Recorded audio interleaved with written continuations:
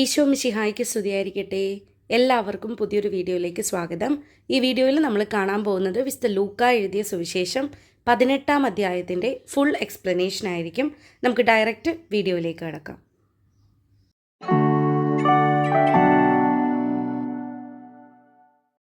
ആദ്യമേ തന്നെ നമ്മുടെ 18-ാമത്തെ അധ്യായത്തിൽ ടോട്ടൽ 43 വാക്യങ്ങളാണ് കാണാൻ പറ്റുന്നത്.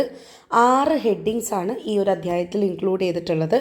ആദ്യത്തെ 2 ഹെഡിങ്സ് എന്ന് പറയുന്നത് ന്യായാധിപനും വിധവയും ഫരിസേയനും ചുങ്കക്കാരനും. ഈ 2 ഹെഡിങ്സും യേശു തൻ്റെ ചുറ്റും കൂടി നിൽക്കുന്നവരോട് അല്ലെങ്കിൽ യേശു തൻ്റെ ശിഷ്യന്മാരോടും തൻ്റെ മറ്റ് ഫോളോവേഴ്സിനോടുമായിട്ട് പറയുന്ന കഥകളാണ്, ഉപമകളാണ് ഇത് രണ്ടും. ന്യായാധിപനും വിധവയും ഫരിസേയനും ചുങ്കക്കാരനും. ആദ്യത്തേത് 1 മുതൽ 8 വരെയുള്ള വാക്യങ്ങളാണ്. രണ്ടാമത്തെ ഹെഡിങ് 9 മുതൽ 14 വരെയുള്ള വാക്യങ്ങളാണ്. ഇത് നമുക്ക് ലൂക്കാ സുവിശേഷത്തിൽ മാത്രം കാണാൻ സാധിക്കുന്ന ഉപമകൾ കൂടിയാണ്. മറ്റൊരു സ്ഥലത്തും ഇതിനെക്കുറിച്ചിട്ടുള്ള റെഫറൻസ് കൊടുത്തിട്ടില്ല. ഇനി വരുന്ന 3 ഹെഡിങ്സ് ശിശുക്കളെ ആശീർവദിക്കുന്നു, ധനികനായ മനുഷ്യൻ, പീഡാനുഭവവും ഉദ്ധാനവും, 3-ാം പ്രവചനം. ഈ 3 ഹെഡിങ്സും യേശു തൻ്റെ ചുറ്റും കൂടി നിൽക്കുന്നവരോട് ഡയറക്റ്റായിട്ട് കോൺവെർസേഷൻ നടത്തിയിട്ടുള്ള കാര്യങ്ങളാണ്. ഓക്കെ, ഇത് 15, 16, 17 വാക്യങ്ങളാണ് ശിശുക്കളെ ആശീർവദിക്കുന്നു എന്നുള്ള ഹെഡിങ്ങിന് കീഴിലുള്ളത്. ധനികനായ മനുഷ്യൻ, ആ മനുഷ്യൻ ചോദിക്കുന്ന ചോദ്യത്തിന് യേശു ഉത്തരം പറയുന്നതാണ് ആ ഒരു കോണ്ടെക്സ്റ്റ്. അത് 18 മുതൽ 30 വരെയുള്ള വാക്യങ്ങളാണ്. 3-ാമത്തെ ഹെഡിങ് ആയിട്ടുള്ള പീഡാനുഭവവും ഉദ്ധാനവും, 3-ാം പ്രവചനം യേശു ശിഷ്യരോട് പറയുന്നതാണ്. 31 മുതൽ 34 വരെയുള്ള വാക്യങ്ങളാണ്. ഓക്കെ, ഇത് 3 നമുക്ക് മറ്റ് സ്ഥലങ്ങളിലും കൂടി കാണാൻ സാധിക്കും. 1 മത്തായിയുടെ സുവിശേഷത്തിലും 2 മർക്കോസിൻ്റെ സുവിശേഷത്തിലും. ഇനി ലാസ്റ്റായിട്ട് കാണപ്പെടുന്ന ഹെഡിങ് അന്ധന് കാഴ്ച നൽകുന്നു എന്ന് പറയുന്നത് ഒരു അത്ഭുതമാണ്. യേശു പ്രവർത്തിക്കുന്ന ഒരു അത്ഭുതമാണ്. 35 മുതൽ 43 വരെയുള്ള വാക്യങ്ങളാണ്. ഇതും നമുക്ക് മത്തായിലും മർക്കോസിലും റെഫറൻസ് കൊടുത്തിട്ടുണ്ട്. അപ്പോൾ ആദ്യത്തെ 2 കഥകൾ അഥവാ ഉപമകളാണ്. പിന്നീട് വരുന്ന 3 ഡയറക്റ്റ് ആയിട്ടുള്ള ഫേസ് ടു ഫേസ് കോൺവെർസേഷൻസ് ആണ്. ലാസ്റ്റത്തെ ഹെഡിങ് ആയിട്ടുള്ള അന്ധന് കാഴ്ച നൽകുന്നു, യേശു പ്രവർത്തിക്കുന്ന ഒരു അത്ഭുതമാണ്. ഇതെവിടെയൊക്കെ റെഫറൻസുകളുണ്ട്, എവിടെ മുതൽ എവിടം വരെയാണ് വചനഭാഗങ്ങൾ എന്നുള്ളത് പഠിച്ചിട്ട് മാത്രമേ വചനഭാഗത്തിൻ്റെ എക്സ്പ്ലനേഷനിലേക്ക് കടക്കാൻ പാടുള്ളൂ. ഓക്കെ, ആദ്യത്തെ ഹെഡിങ് ന്യായാധിപനും വിധവയും. ന്യായാധിപൻ എന്ന് പറഞ്ഞിട്ടുണ്ടെങ്കിൽ നമ്മുടെ ഇന്നത്തെ കാലത്ത് ജഡ്ജ്, ന്യായം നടത്തി കൊടുക്കുന്ന ഒരാൾ അല്ലെങ്കിൽ നീതി നടത്തി കൊടുക്കുന്ന ഒരാളെയാണ് ന്യായാധിപൻ എന്ന് പറയുന്നത്. ഇന്നത്തെ കാലത്ത് നമ്മുടെ ജഡ്ജിന് സമനായിട്ടുള്ള ഒരാൾ. പിന്നെ കാണിച്ചിരിക്കുന്നത് വിധവയാണ്. അപ്പോൾ ഇതിൽ നിന്ന് നമുക്ക് മനസ്സിലാക്കാം, അധികാരമുള്ള ഒരാൾ അല്ലെങ്കിൽ പവർ ഉള്ള ഒരാളും ഒട്ടും പവർ ഇല്ലാത്ത ഒരാളും, അവരെ തമ്മിലാണ് യേശുവിടെ കമ്പയർ ചെയ്യുന്നത്. എന്തിൻ്റെ കോണ്ടെക്സ്റ്റിലാണ് യേശു ഇവരെ തമ്മിൽ കമ്പയർ ചെയ്യുന്നത്? എന്താണ് ഇതിലൂടെ യേശു നമ്മളോട് പറയാൻ ആഗ്രഹിക്കുന്ന വചനം? നിരന്തരം പ്രാർത്ഥിക്കണം. ഓക്കെ, പ്രത്യാശ കൈവിടാതെ പ്രതീക്ഷയോടുകൂടി നമ്മൾ പ്രാർത്ഥിച്ചുകൊണ്ടേയിരിക്കണം. പ്രാർത്ഥിക്കേണ്ടതിൻ്റെ ഇമ്പോർട്ടൻസ് എന്താണ്? ഇത് ജനങ്ങൾക്ക് പറഞ്ഞു കൊടുക്കുന്ന ഒരു ഭാഗമാണ് ഈ ഒരു ന്യായാധിപനും വിധവയും ഹെഡിങ്. ഓക്കെ, എന്തൊരു കാര്യത്തിൽ നമ്മൾ ദൈവത്തിൻ്റെ ഹെൽപ്പ് തേടണം. അതിനെന്താണ് വേണ്ടത്? നമ്മൾ പ്രാർത്ഥനയുടെ മനോഭാവം വളർത്തിക്കൊണ്ടുവരണം. അതിൻ്റെ ആവശ്യകതയെക്കുറിച്ചിട്ടാണ് യേശു ഈ ഭാഗത്തിൽ സംസാരിക്കുന്നത്. 1-ാമത്തെ വാക്യം, ഭഗ്നാശരാകാതെ എപ്പോഴും പ്രാർത്ഥിക്കണമെന്ന് കാണിക്കാൻ യേശു അവരോട് ഒരു ഉപമ പറഞ്ഞു. ഇതിനർത്ഥം പ്രാർത്ഥനയ്ക്ക് അത്രമാത്രം ഇമ്പോർട്ടൻസ് ഉണ്ടെന്ന് കാണിക്കുകയാണ്. ഓക്കെ, ഒരു മടിയും കൂടാതെ പ്രാർത്ഥനയുടെ മനോഭാവം നമ്മൾ വളർത്തിയെടുക്കണമെന്ന് കാണിക്കാനായിട്ട് യേശു അവരോടൊരു കഥ പറയുകയാണ്, ഒരു ഉപമ പറഞ്ഞു കൊടുത്തു എന്നാണ് 1-ാമത്തെ വാക്യത്തിൽ പറയുന്നത്. ദൈവത്തെ ഭയപ്പെടുകയോ മനുഷ്യരെ മാനിക്കുകയോ ചെയ്യാത്ത ഒരു ന്യായാധിപൻ ഒരു പട്ടണത്തിൽ ഉണ്ടായിരുന്നു. അപ്പോൾ 2-ാമത്തെ വാക്യം ഈ ന്യായാധിപനെ യേശു ഇൻട്രൊഡ്യൂസ് ചെയ്യുകയാണ്. അപ്പോൾ ഒരു പട്ടണത്തിൽ ഒരു ന്യായാധിപൻ ഉണ്ടായിരുന്നു. ന്യായാധിപനൊരു പ്രത്യേകത ഉണ്ടായിരുന്നു, ദൈവത്തെ ഭയപ്പെടുകയോ മനുഷ്യരെ മാനിക്കുകയോ ചെയ്യാത്ത, എന്നുവെച്ചാൽ ദൈവത്തോടും നീതി പുലർത്തില്ല, മനുഷ്യരോടും നീതി പുലർത്തില്ല.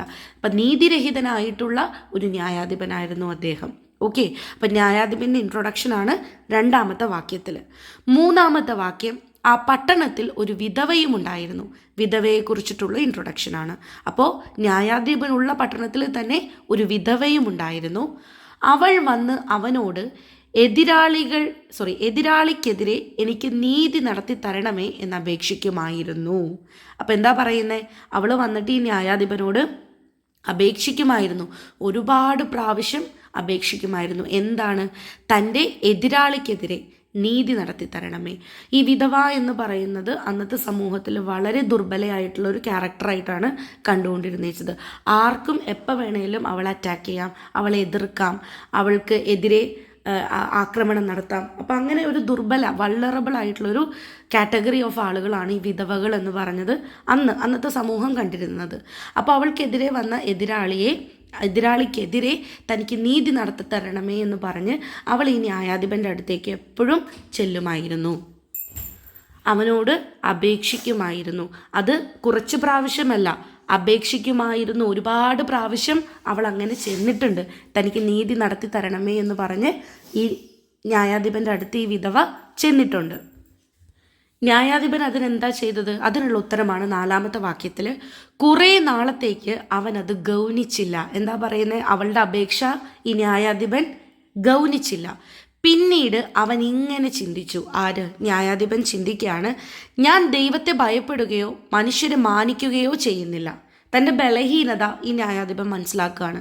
താൻ ദൈവത്തെ ഭയപ്പെടുന്ന ഒരാളല്ല, താൻ മനുഷ്യരെ മാനിക്കുന്ന ഒരാളുമല്ല. തൻ്റെ ആ ഒരു ദൗർബല്യം അല്ലെങ്കിൽ തൻ്റെ ആ ഒരു വീക്ക്നെസ് ഈ ന്യായാധിപൻ തിരിച്ചറിഞ്ഞു.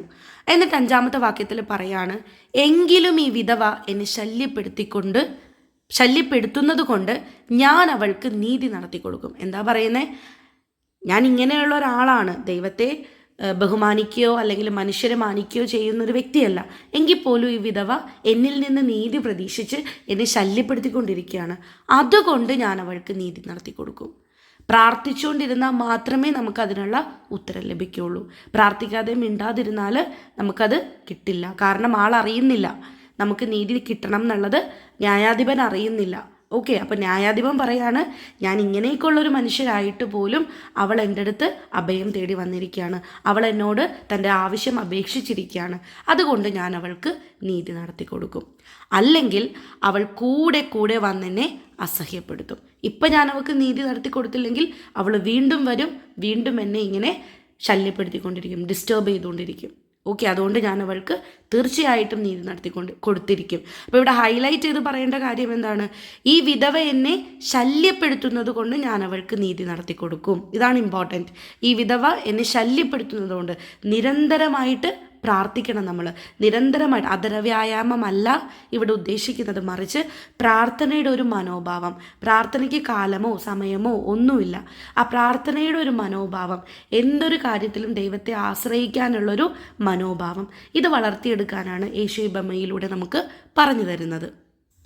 5-ാമത്തെ വാക്യത്തിൽ ഉപമ കഴിഞ്ഞു. 6-ാമത്തെ വാക്യത്തിൽ കർത്താവ് യേശു പറയാണ്, നീതിരഹിതനായ ആ ന്യായാധിപൻ പറഞ്ഞതെന്തെന്ന് ശ്രദ്ധിക്കുവിൻ. കണ്ടോ, ആ ന്യായാധിപൻ എന്താണ് പറഞ്ഞതെന്ന് ശ്രദ്ധിക്കുവിൻ. ഈ വിധവ എന്നെ ശല്യപ്പെടുത്തുന്നത് കൊണ്ട് ഞാൻ അവൾക്ക് നീതി നടത്തി കൊടുക്കും. അപ്പോൾ യേശു അവരോട് ഈ ഉപമ പറഞ്ഞതിന് ശേഷം ചോദിക്കുകയാണ്, നിങ്ങൾ പറ, എന്താണ് ആ ന്യായാധിപൻ പറഞ്ഞതെന്ന് നിങ്ങൾ ശ്രദ്ധിക്കുവിൻ. അങ്ങനെയെങ്കിൽ രാവും പകലും തന്നെ വിളിച്ച് കരയുന്ന തൻ്റെ തിരഞ്ഞെടുക്കപ്പെട്ടവർക്ക് ദൈവം നീതി നടത്തി കൊടുക്കുകയില്ലേ? അവിടുന്ന് അതിന് കാലവിളംബം വരുത്തുമോ? അപ്പോൾ നീതിരഹിതനായിട്ടുള്ളൊരു ന്യായാധിപൻ ഒരു വിധവയുടെ അപേക്ഷ കണ്ടിന്യൂസ് ആയിട്ട് അവൾ അപേക്ഷിച്ചപ്പോൾ അവൾ വീണ്ടും ശല്യപ്പെടുത്താതിരിക്കാൻ വേണ്ടിയിട്ട് നീതി നടത്തി കൊടുത്തു. അങ്ങനെയെങ്കിൽ കാരുണ്യവാനായിട്ടുള്ള ദൈവം നമ്മൾ രാവും പകലും കണ്ടിന്യൂസ് ആയിട്ട് ഇങ്ങനെ യാചിക്കുമ്പോൾ തൻ്റെ തിരഞ്ഞെടുക്കപ്പെട്ടവർക്ക് നീതി നടത്തി കൊടുക്കാതിരിക്കുമോ എന്ന് അവരോട് ചോദിക്കുകയാണ്. എന്നിട്ട് പറയാണ്, ഇതിന് ദൈവം ഒരിക്കലും കാലവിളംബം വരുത്തുകയില്ല, ഡിലേ വരുത്തുകയില്ല, താമസം വരുത്തുകയില്ല. ചോദിച്ചാൽ നമുക്ക് തരാൻ അവിടെ റെഡിയായിരിക്കുകയാണ്. നമ്മൾ നിരന്തരമായിട്ട് രാവും പകലും ചോദിക്കണം. അപ്പോൾ ഒരിക്കലും ഇവിടെ നീതിരഹിതനായിട്ടുള്ള ഒരാളായിട്ട് ദൈവത്തെ കമ്പയർ ചെയ്യല്ല ചെയ്യുന്നത്. പക്ഷേ ഇവർ രണ്ടുപേരും ചെയ്യുന്ന റിസൾട്ട് ഒന്നാണ്, ഔട്ട്പുട്ട് ഒന്നാണ്, നീതി നടത്തി കൊടുക്കും. ഒരാൾ വളരെയധികം ശല്യപ്പെടുത്തി കഴിഞ്ഞാൽ മാത്രമേ, ന്യൂസൻസ് ആയാൽ മാത്രമേ നടത്തി കൊടുക്കുകയുള്ളൂ. പക്ഷെ ദൈവം അങ്ങനെയല്ല, രാവും പകലും ചോദിച്ചാൽ നമുക്ക് തരാനായിട്ട് റെഡിയായി അവിടെ നിൽക്കുകയാണ്. മറ്റേ ആൾ എന്താണ്, ശല്യമായത് കൊണ്ടിട്ട് തന്നതാണ്. പക്ഷെ ദൈവം അങ്ങനെയല്ല, തരാൻ റെഡിയായി നിൽക്കുകയാണ്. പക്ഷെ നമ്മൾ രാവും പകലും ചോദിക്കണം. ദൈവത്തിൻ്റെ തിരഞ്ഞെടുക്കപ്പെട്ടവരായിട്ടുള്ള നമ്മളെല്ലാവരും രാവും പകലും ദൈവത്തോട് പ്രാർത്ഥിക്കണം. ആ ഒരു കമ്മ്യൂണിക്കേഷൻ പുലർത്തണം. 8-ാമത്തെ വാക്യത്തിൽ യേശു തൻ്റെ ഒരു കൺസേൺ ആണ് പറയുന്നത്, ഒരു വിഷമമാണ് പറയുന്നത്. നിങ്ങളുടെ ഇടയിലുള്ള വിശ്വാസത്തെക്കുറിച്ച് ചോദ്യം ചെയ്യാണ്. വിശ്വാസം കുറയുന്നുണ്ടോ എന്ന് യേശുവിന് തോന്നുകയാണ്. ആ വിശ്വാസം മെയിൻറ്റെയിൻ ചെയ്യണം, നിലനിർത്തിക്കൊണ്ട് പോകണം എന്നുള്ളൊരു ഉപദേശം കൂടി കൊടുക്കുകയാണ് ഈ 8ാമത്തെ വാക്യത്തിൽ. അവർക്ക് വേഗം നീതി നടത്തി കൊടുക്കും എന്ന് ഞാൻ നിങ്ങളോട് പറയുന്നു. എങ്കിലും മനുഷ്യപുത്രൻ വരുമ്പോൾ ഭൂമിയിൽ വിശ്വാസം കണ്ടെത്തുമോ? യേശുവിൻ്റെ ഒരു വിഷമം അല്ലെങ്കിൽ ഒരു കൺസേൺ ആണ് ആ പറയുന്നത്. നിങ്ങളുടെ ഇടയിലുള്ള വിശ്വാസം ക്ഷയിച്ചുകൊണ്ടിരിക്കുകയാണ്, അങ്ങനെയല്ല വേണ്ടത്, വിശ്വാസം നിലനിർത്തിക്കൊണ്ട് പോകണം എന്ന് യേശു പറഞ്ഞും കൂടി കൊടുക്കുകയാണ് ഈ 8ാമത്തെ വാക്യത്തിൽ. ദൈവം തീർച്ചയായിട്ടും അവർക്ക് വേഗം നീതി നടത്തി കൊടുക്കും. അതാണ്, മറ്റേ ആൾ നോയ്സൻസ് ആയപ്പോഴാണ് അല്ലെങ്കിൽ ശല്യമായപ്പോഴാണ് നീതി നടത്തി കൊടുത്തതെങ്കിൽ ദൈവം വേഗം നീതി നടത്തി കൊടുക്കും. ചോദിക്കേണ്ട താമസമുള്ളൂ. നമ്മൾ രാവും പകലും ചോദിക്കണം. അപ്പോൾ എപ്പോഴും പ്രാർത്ഥനയുടെ മനോഭാവം നിലനിർത്തണം. എന്തൊരു കാര്യത്തിലും ദൈവത്തിൻ്റെ ആശ്രയം തേടണം, ദൈവത്തിൻ്റെ ഗൈഡൻസ്, പരിപാലനം തേടിക്കൊണ്ടേയിരിക്കണം. ഓക്കെ, അപ്പോൾ ദൈവത്തിൽ നമ്മൾ അഭയം പ്രാപിക്കണം എന്നാണ് യേശു ഈ വചനത്തിലൂടെ പറഞ്ഞു തരുന്നത്. അങ്ങനെയാണെങ്കിൽ ദൈവം നമുക്ക് വേഗം നീതി നടത്തി തരും, അതിന് ഡിലേ വരുത്തുകയില്ല. ലാസ്റ്റ് യേശു തൻ്റെ കൺസേൺ പറയാണ്, വിശ്വാസം കാണുമോ? മനുഷ്യപുത്രൻ ഭൂമിയിലേക്ക് വരുമ്പോഴത്തേക്കും ഈ വിശ്വാസം ഭൂമിയിൽ ഉണ്ടാകുമോ? അങ്ങനെയല്ല, നിങ്ങൾ വിശ്വാസം മെയിൻറ്റെയിൻ ചെയ്തു പോകണം, നിലനിർത്തിക്കൊണ്ട് പോകണം എന്നും കൂടി ഓർമ്മപ്പെടുത്തുകയാണ്. 2ാമത്തെ ഹെഡിങ് ആണ് ഫരിസേയനും ചുങ്കക്കാരനും. ഇതുപോലെ തന്നെ ഒരു കോണ്ടെക്സ്റ്റാണ്. ഫരിസേയൻ എന്ന് പറഞ്ഞിട്ടുണ്ടെങ്കിൽ ആ ഒരു സമൂഹത്തിൽ അത്യാവശ്യം നിലയും വിലയും ഒക്കെ ഉള്ളൊരു വ്യക്തിയാണ് ഫരിസേയൻ. അപ്പോൾ ഫരിസേയന് എന്താ പറയുക, സമുദായപരമായിട്ടുള്ള മതപരമായിട്ടുള്ള കാര്യങ്ങൾക്ക് ഒരുപാട് അറിവുള്ള ആളും മറ്റുള്ളവർ ബഹുമാനിക്കുന്ന ഒരാളും ഒക്കെയാണ് ഫരിസേയരുടെ കൂട്ടം എന്ന് പറയുന്നത്. പക്ഷെ ചുങ്കക്കാരെന്ന് പറയുന്നത് സമൂഹം പാപികൾ എന്ന് മുദ്ര കുത്തിയിരിക്കുന്ന ആളുകളാണ്. അവർ ശരിക്കും ഈ റോമൻ സാമ്രാജ്യം, റോമൻ ഗവൺമെൻറ്റിൻ്റെ കീഴിൽ ടാക്സ് പിരിക്കാൻ വേണ്ടിയിട്ട് നിയോഗിതർ അല്ലെങ്കിൽ നിയമിച്ചിരിക്കുന്ന ഇടനിലക്കാരാണ് ഈ ചുങ്കക്കാരെന്ന് പറയുന്നത്. അപ്പോൾ റോമൻ ഗവൺമെൻറ്റിന് വേണ്ടിയിട്ട് സാധാരണ ജനങ്ങളിൽ നിന്ന് ചുങ്കം പിരിച്ച് റോമൻ ഗവൺമെൻറ്റിന് കൊടുക്കണം. പക്ഷെ ഇവരെന്താ ചെയ്യുന്നതെന്ന് വെച്ചിട്ടുണ്ടെങ്കിൽ നിശ്ചയിക്കപ്പെട്ടിരിക്കുന്ന തുകയേക്കാളും കൂടുതൽ ഇവർ ജനങ്ങളിൽ നിന്ന് ഈടാക്കും. എന്നിട്ട് റോമൻ ഗവൺമെൻറ്റിന് ആ നിശ്ചയിക്കപ്പെട്ടിരിക്കുന്ന തുക കൊടുക്കും, ബാക്കി തുക ഇവരുടെ ദൂർത്തിന് വേണ്ടിയിട്ട് ഇവരെടുക്കും. എന്നിട്ട് ആ തുക കൊണ്ട് ഇവർ ചെയ്യാൻ പറ്റുന്ന എല്ലാ പാപങ്ങളും ചെയ്യും. അങ്ങനെ സമൂഹം പാപികൾ എന്ന് മുദ്ര കുത്തിയിരിക്കുന്ന ആളുകളാണ് ഈ ചുങ്കക്കാരെന്ന് പറയുന്നത്. അപ്പോൾ സമൂഹത്തിൽ അത്യാവശ്യം നല്ല നിലയും വിലയുമുള്ള ആളുകളാണ് ഫരിസേയർ, ഒട്ടും വിലയില്ലാത്ത മാർജിനലൈസ്ഡ് ആയിട്ടുള്ള ആളുകളാണ് ചുങ്കക്കാർ. അവരെ തമ്മിലാണ് യേശു ഇവിടെ കമ്പയർ ചെയ്യുന്നത്. ഓക്കെ, ഇവിടെ യേശു ഈ ഉപമ പറയാനായിട്ടുള്ള കോണ്ടെക്സ്റ്റ് എന്താണ്? തങ്ങളിൽ നീതിമാന്മാർ ആരാണ് നീതിമാൻ? കർത്താവിൻ്റെ മുൻപിൽ നീതിമാൻ ആരാണ്?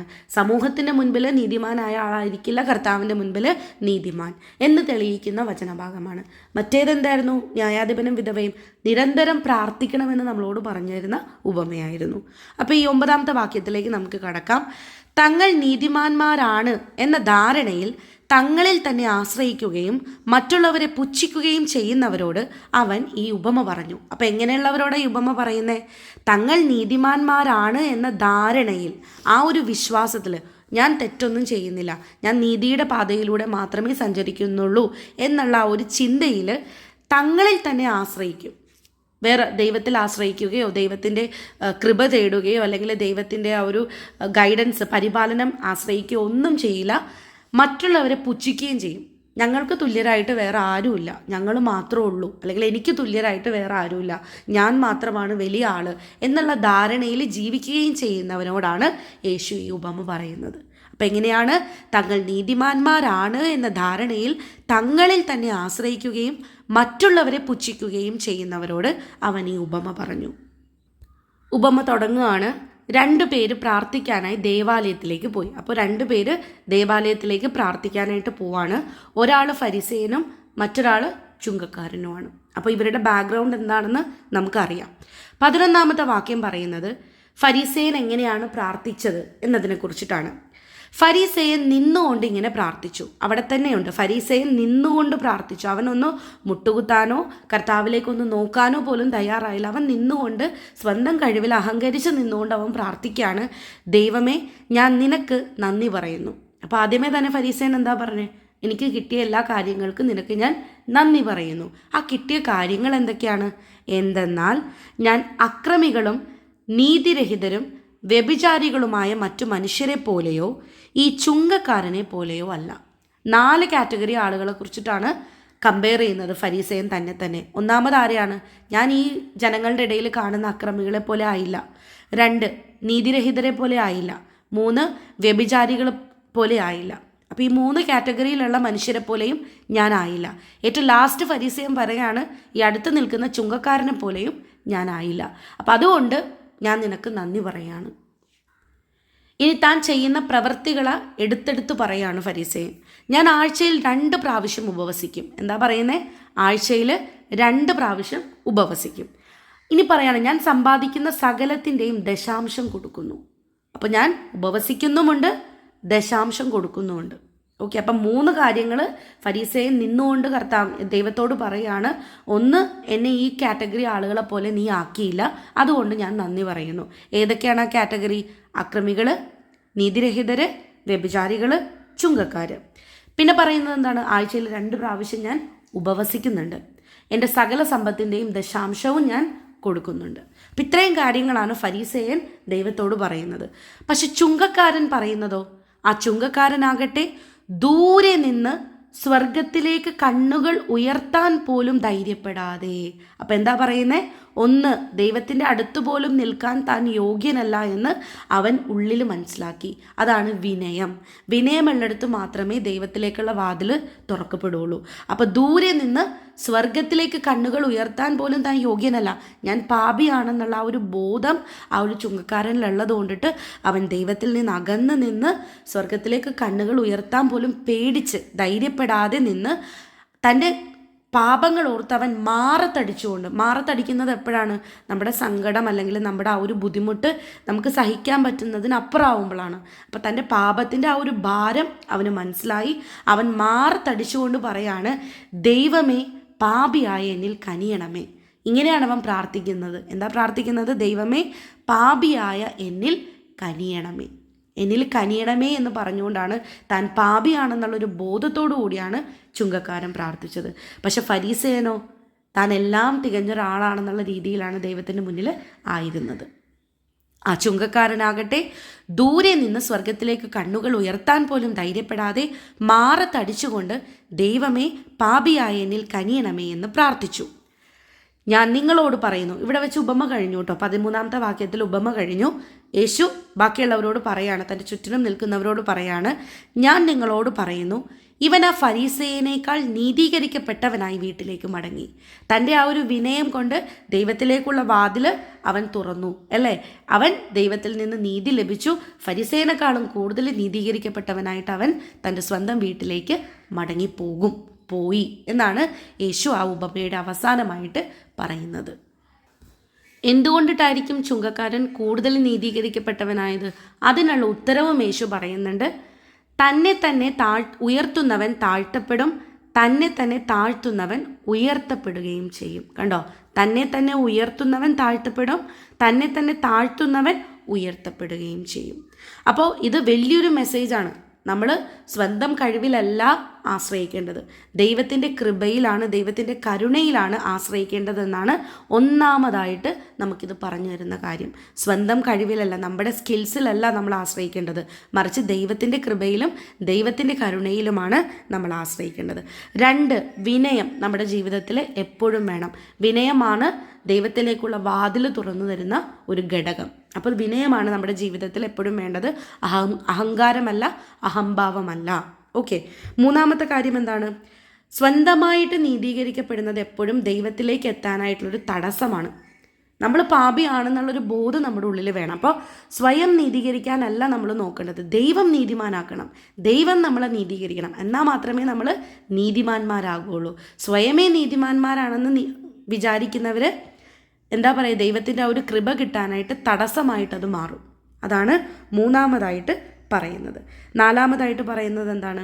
എത്ര പാപം ചെയ്താലും ദൈവത്തിൻ്റെ അടുത്ത് വന്ന് കരഞ്ഞ് പ്രാർത്ഥിച്ചാൽ അത് ദൈവം പൊറുക്കും എന്നുള്ളതിന് തെളിവാണ് ചുങ്കക്കാരൻ്റെ ഈ ഉപമ. ഓക്കെ, ചുങ്കക്കാരൻ അത്രമാത്രം പാപിയായിരുന്നിട്ട് പോലും അവൻ്റെ ആ ഒരു മനോഭാവം, താൻ ഒന്നുമല്ല, ദൈവത്തിൻ്റെ കൃപയാണ് എല്ലാമെന്ന് പറഞ്ഞ് തന്നെ ദൈവത്തിൻ്റെ മുൻപിൽ അടിയറവ് വെക്കുകയാണ്. ആ ഒരു മൊമെൻറ്റ് അവിടെ ദൈവം എന്ത് ചെയ്യും? ക്ഷമിക്കും.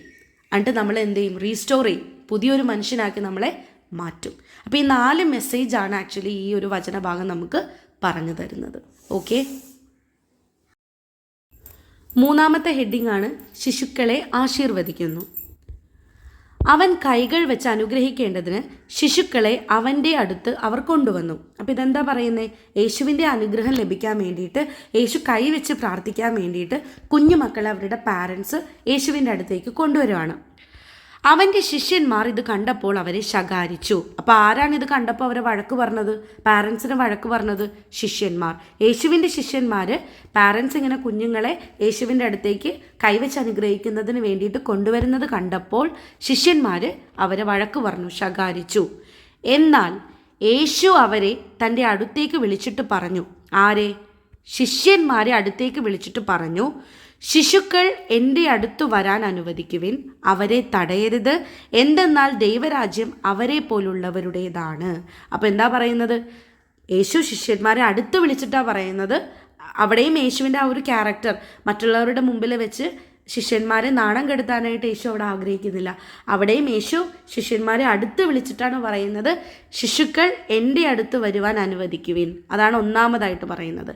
2 പറയുന്നത് എന്താണ്? അവരെ തടയരുത്. 3 കാരണം എന്താണ്? ദൈവരാജ്യം അവരെ പോലുള്ളവരുടേതാണ്. ശിശുക്കളെ പോലെ മനോഭാവമുള്ളവരുടേതാണ് ദൈവരാജ്യം.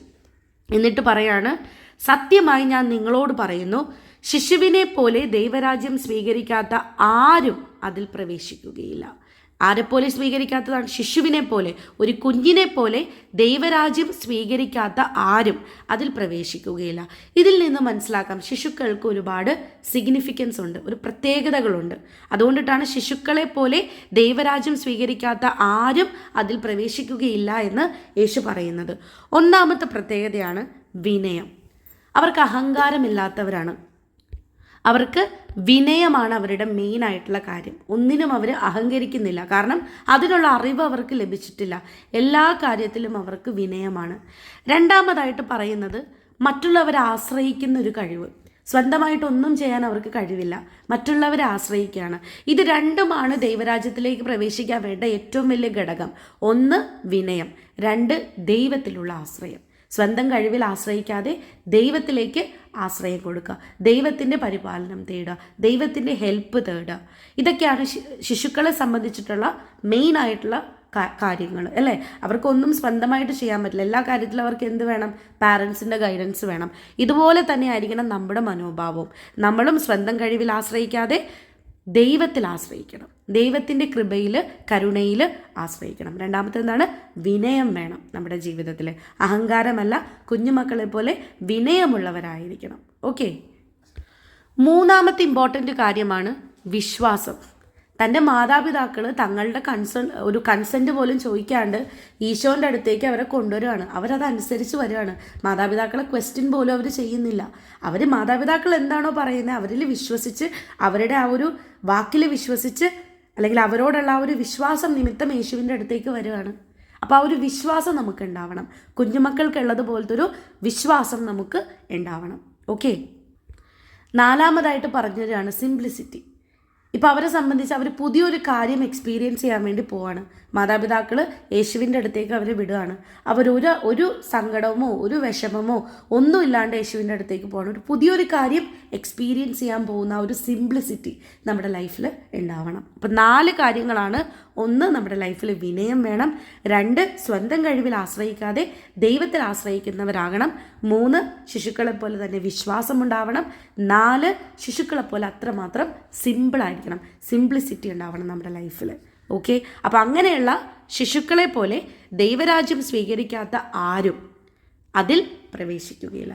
ഈ ഒരു മനോഭാവത്തോടു കൂടി ആയിരിക്കണം നമ്മൾ ദൈവരാജ്യം സ്വീകരിക്കേണ്ടത്. അല്ലാത്തവർക്ക് അതിൻ്റെ അകത്ത് പ്രവേശനമില്ല. ഒരു വിനയവുമില്ലാതെ ഭയങ്കര ഒരു സ്റ്റബേൺ ആയിട്ട് നിന്ന്, അല്ലെങ്കിൽ ദൈവത്തെ പോലും വെല്ലുവിളിക്കുന്ന രീതിയിൽ ഞാൻ ദൈവരാജ്യം സ്വീകരിക്കുന്നു എന്ന് പറയുന്ന ഒരാളും അതിൽ പ്രവേശിക്കുകയില്ല.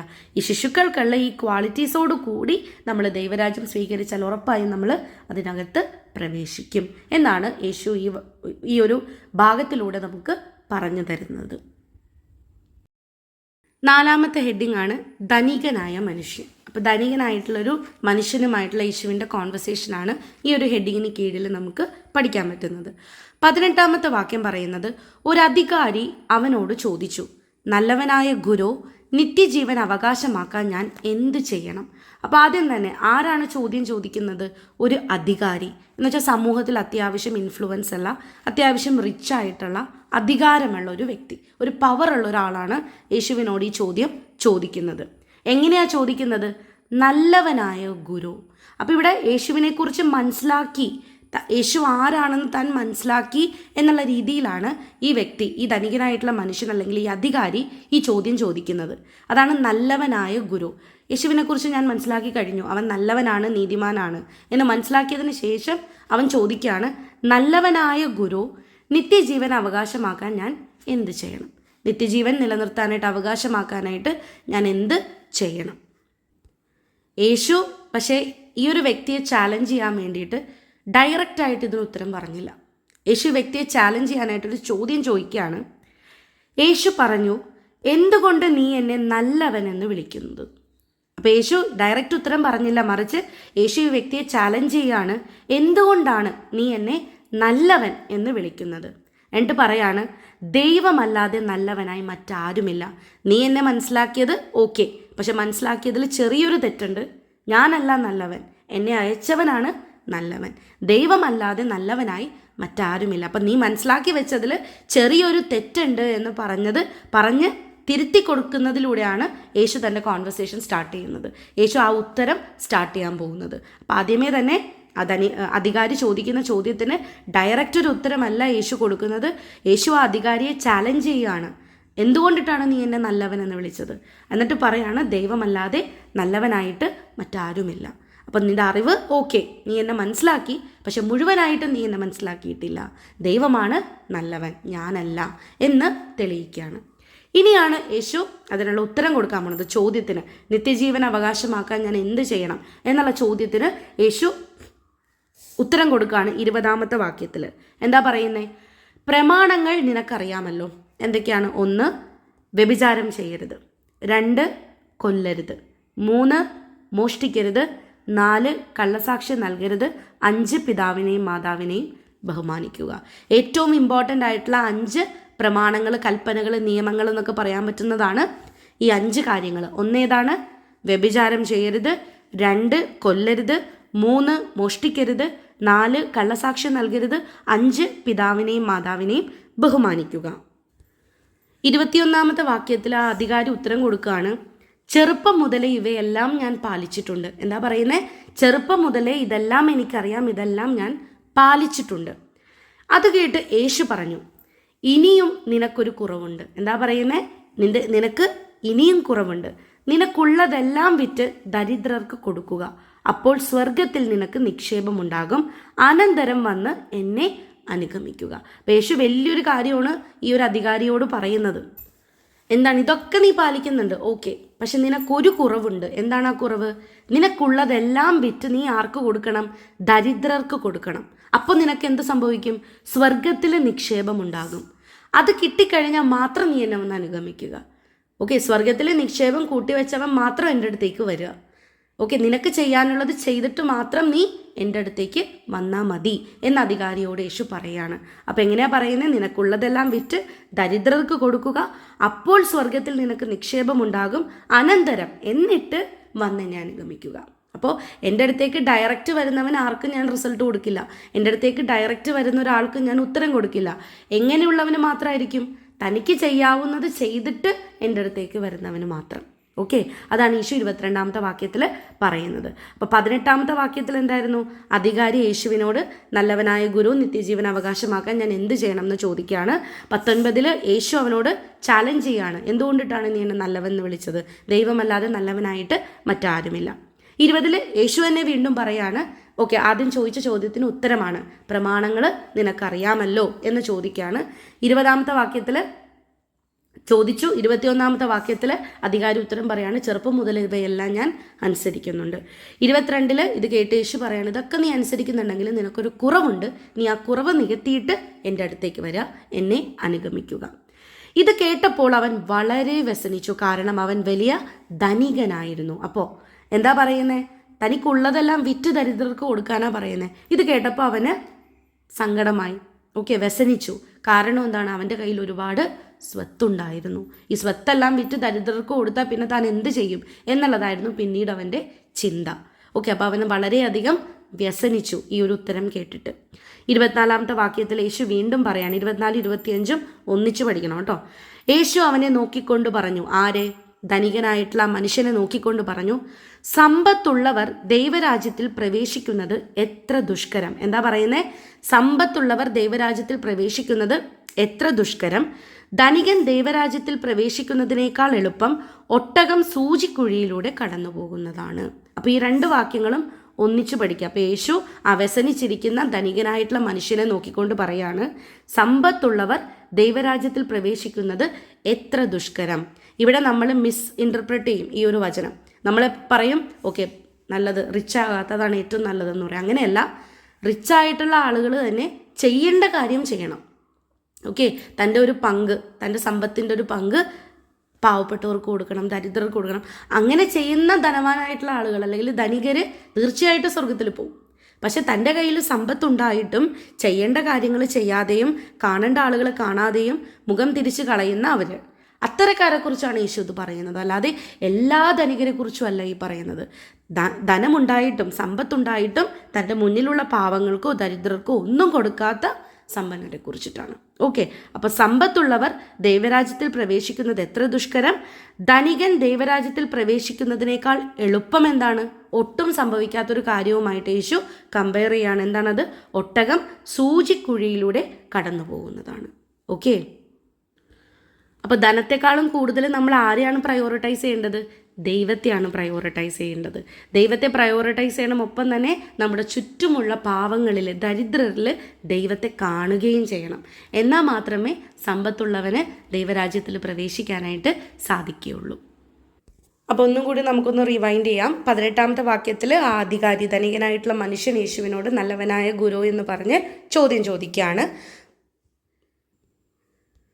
19-ാമത്തെ വാക്യത്തിൽ യേശു ആ ധനികനായിട്ടുള്ള യുവാവിന് അല്ലെങ്കിൽ ആ അധികാരിയെ ചാലഞ്ച് ചെയ്യാണ്.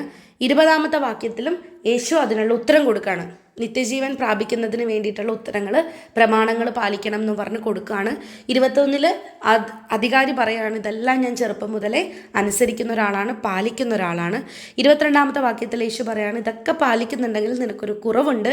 നിനക്കുള്ളതെല്ലാം വിറ്റ് നീ എന്ത് ചെയ്യണം? ദരിദ്രർക്ക് കൊടുക്കണം. അപ്പോൾ സ്വർഗത്തിൽ നിനക്ക് നിക്ഷേപമുണ്ടാകും. എന്നിട്ട് വന്ന് നീ എന്നെ അനുഗമിക്കണം. 23 ഇത് കേട്ടപ്പോൾ അവന് വളരെ വിഷമമായി, വ്യസനിച്ചു. കാരണം അവൻ ധനികനായിരുന്നു. 24, 25 സമ്പത്തുള്ളവൻ സ്വർഗരാജ്യത്തിൽ, ദൈവരാജ്യത്തിൽ പ്രവേശിക്കുന്നതിൻ്റെ ബുദ്ധിമുട്ടുകളെ കുറിച്ചിട്ടാണ് യേശു പറഞ്ഞു കൊടുക്കുന്നത്. ഇവിടെ സമ്പത്തുള്ളവൻ എന്ന് ഉദ്ദേശിക്കുന്നത് കുറേ പണക്കാരനായിട്ടുള്ള എല്ലാവരും ഈ കാറ്റഗറിയിൽ പെടില്ല.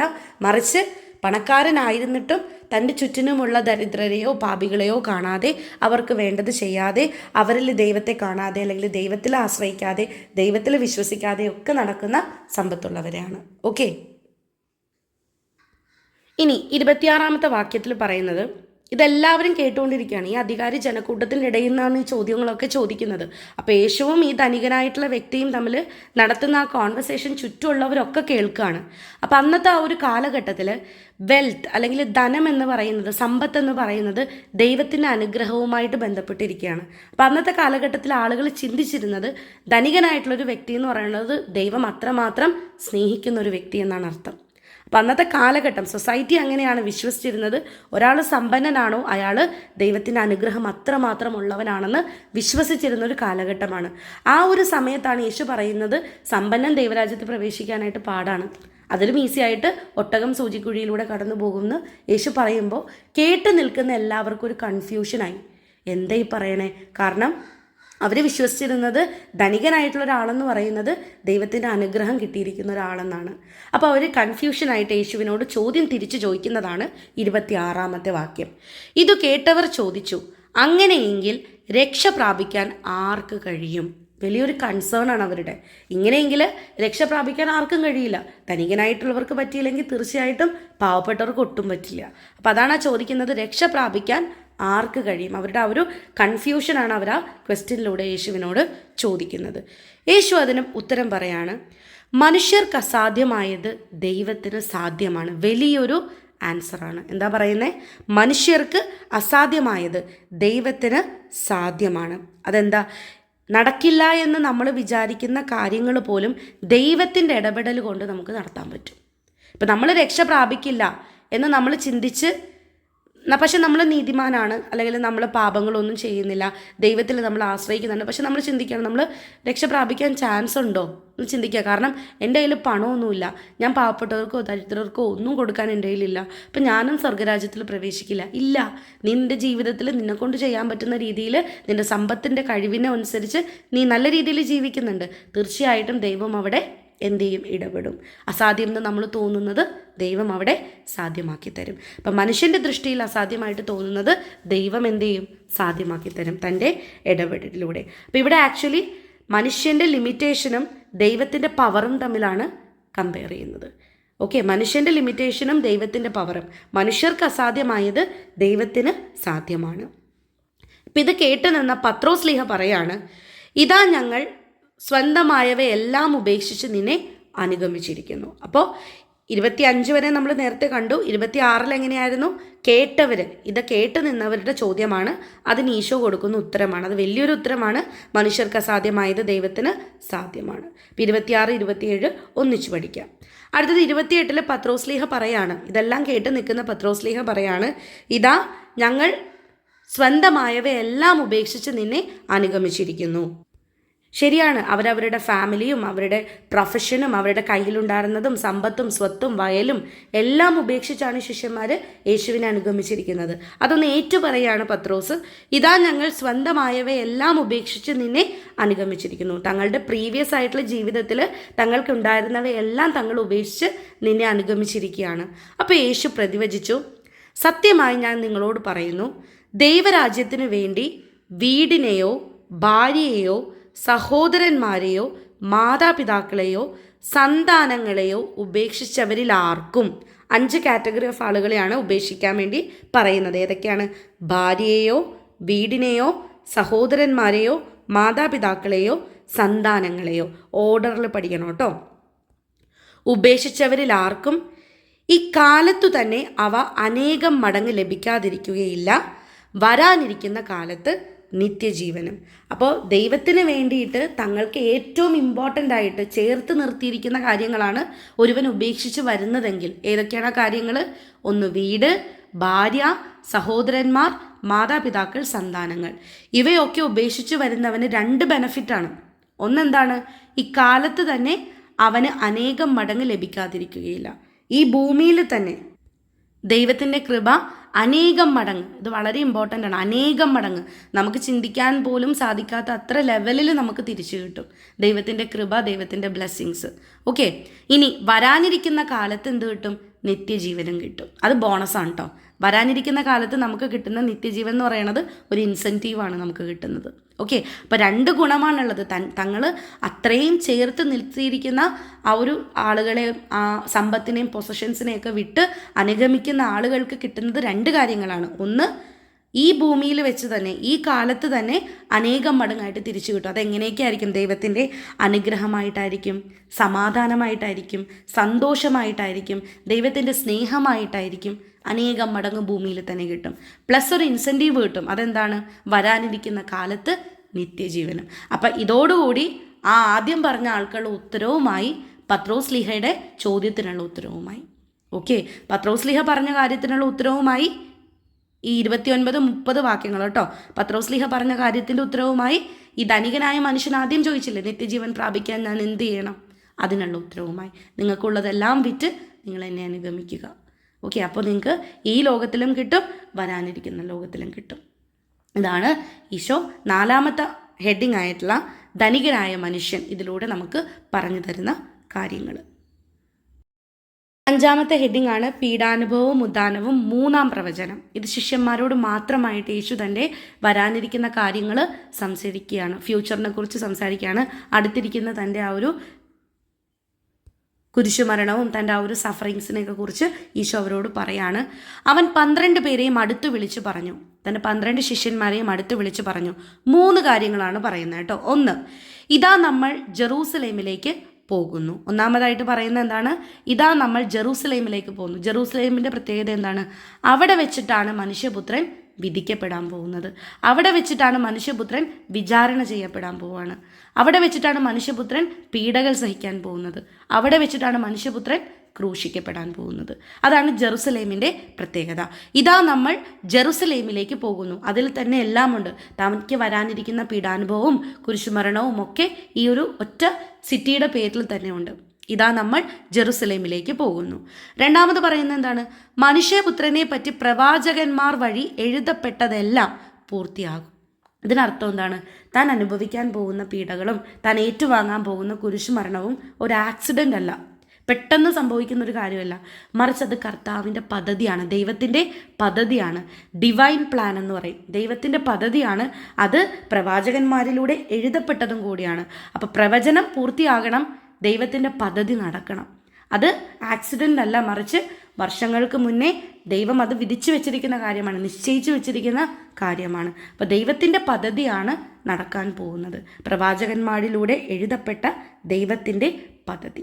ഓക്കെ, ലാസ്റ്റ് പറയുന്നത് എന്താണ്? അവൻ വിജാതിയർക്ക് ഏൽപ്പിക്കപ്പെടും. റോമൻ അധികാരികളുടെ കയ്യിൽ അവൻ ഏൽപ്പിക്കപ്പെടും. അവനെ അവർ ക്രൂശിക്കാനായിട്ട് വിധിക്കും. അവരവനെ ക്രൂശിക്കും. ഇതാണ് ആ പറയുന്നത്. 3 കാര്യങ്ങൾ. 1, ജെറുസലേമിലേക്ക് പോകുന്നു. 2, പ്രവാചകന്മാർ വഴി എഴുതപ്പെട്ടതെല്ലാം പൂർത്തിയാകും. 3, വിജാതിയർക്ക് ഏൽപ്പിക്കപ്പെടും.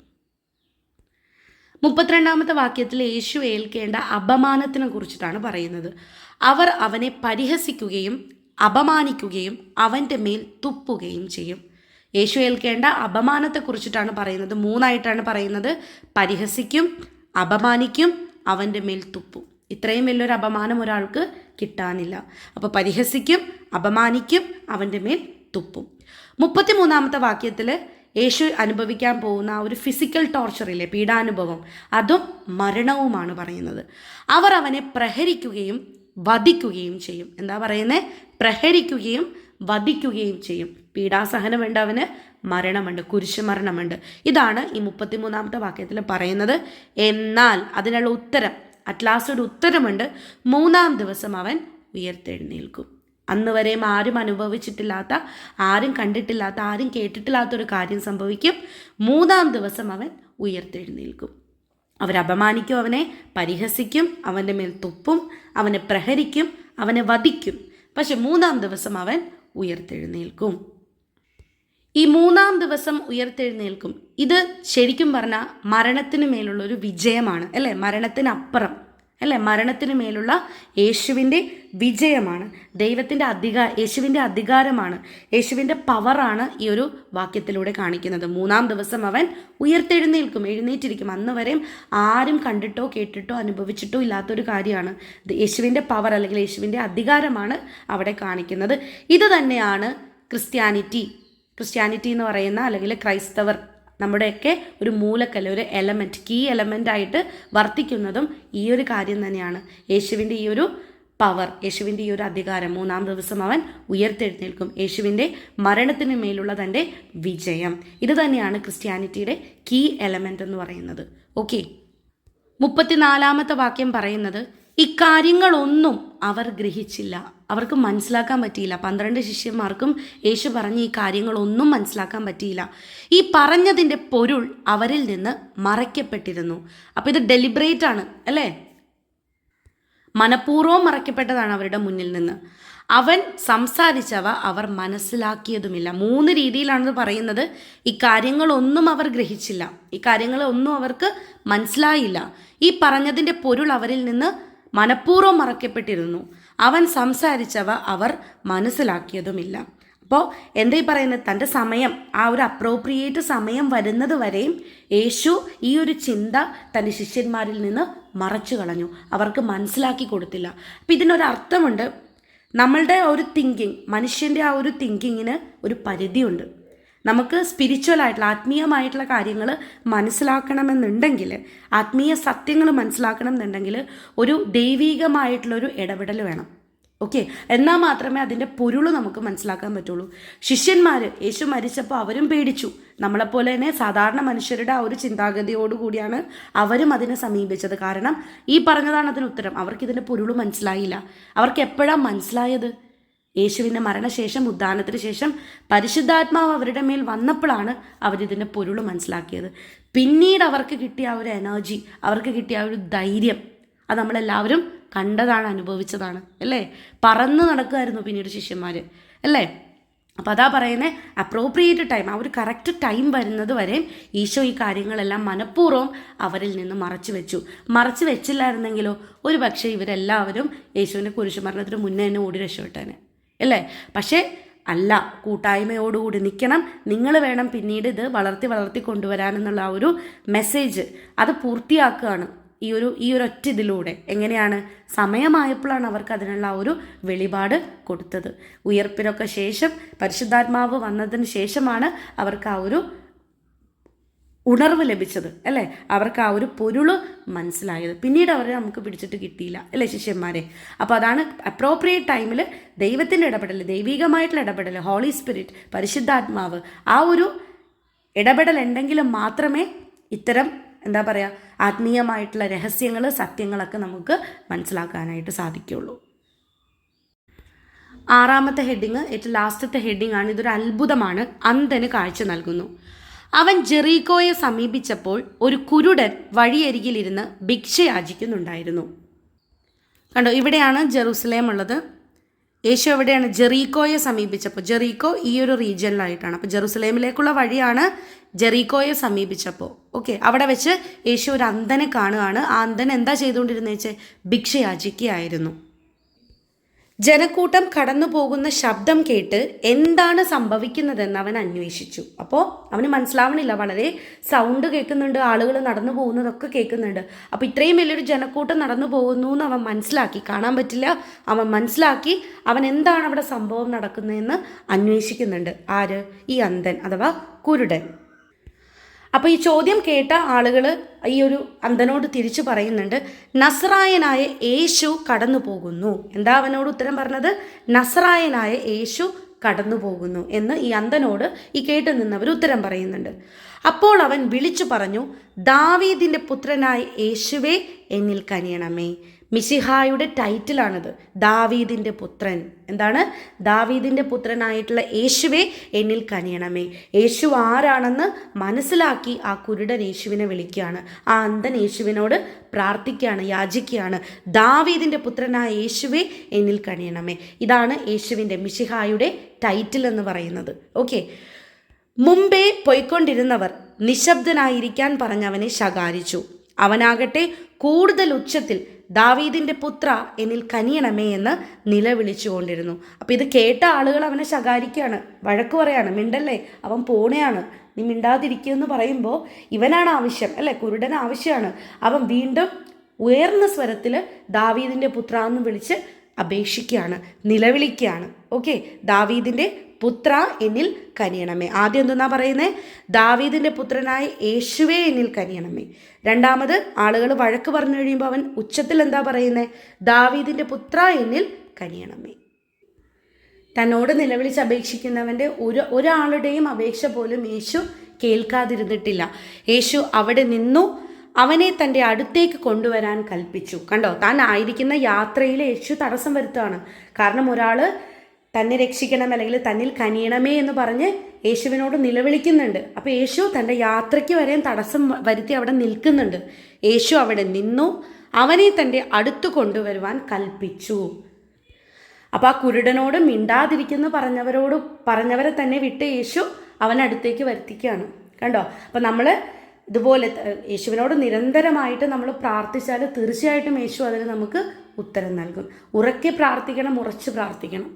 അവൻ അടുത്തു വന്നപ്പോൾ യേശു ചോദിച്ചു, ഞാൻ നിനക്ക് വേണ്ടി എന്ത് ചെയ്യണമെന്നാണ് നീ ആഗ്രഹിക്കുന്നത്? അവൻ പറഞ്ഞു, കർത്താവേ, എനിക്ക് കാഴ്ച വീണ്ടും കിട്ടണം. അപ്പം എന്താ പറഞ്ഞത്? അവൻ അടുത്ത് കൊണ്ടുവന്നെയാണ്, കുരുടനെ അവൻ അടുത്ത് കൊണ്ടുവന്നപ്പോൾ യേശു ചോദിക്കുകയാണ്, ഞാൻ നിനക്ക് എന്താ ചെയ്തു തരേണ്ടത്? അപ്പോൾ നമ്മുടെ ഉത്തരം, നമ്മൾ എന്തോരം പ്രാർത്ഥിച്ചാലും യേശു നമ്മളോട് വീണ്ടും വീണ്ടും ചോദിക്കുന്നുണ്ട്, എന്താ ഞാൻ നിനക്ക് ചെയ്തു തരേണ്ടത്? പ്രോപ്പറായിട്ട് പറ, എന്താ ഞാൻ നിനക്ക് ചെയ്തു തരേണ്ടത്?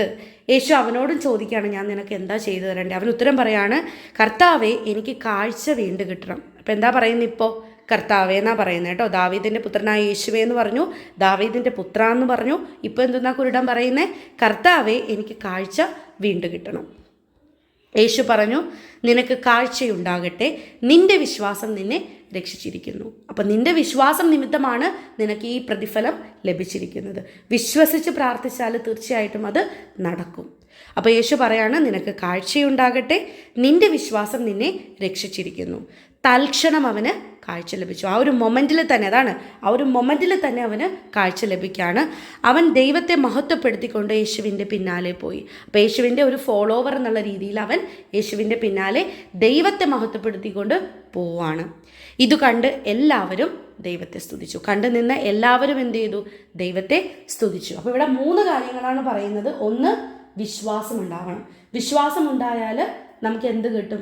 ഹീലിങ്സ് കിട്ടും, അല്ലേ? നമ്മുടെ ആ ഒരു കനിവ് കിട്ടും, നമുക്കുള്ള കുറവുകൾ നിറവായിട്ട് മാറും. അപ്പോൾ വിശ്വാസം വേണം. വിശ്വാസമുണ്ടെങ്കിൽ തീർച്ചയായിട്ടും ദൈവം അവിടെ അത്ഭുതം പ്രവർത്തിച്ച് നമ്മുടെ കുറവുകളെല്ലാം നിറവുകളാക്കി തരും. ലാസ്റ്റ് പറയുന്നത് എന്താണ്? ദൈവത്തിനാണ് സ്തുതി. ദൈവത്തിന് നമ്മൾ മഹത്വം പറയണം, ദൈവത്തിന് മഹത്വം കൊടുക്കണം, ദൈവത്തെ സ്തുതിക്കണം. അതാണ് ഇവിടെ പറയുന്നത്. തൽക്ഷണം അവന് കാഴ്ച ലഭിച്ചു.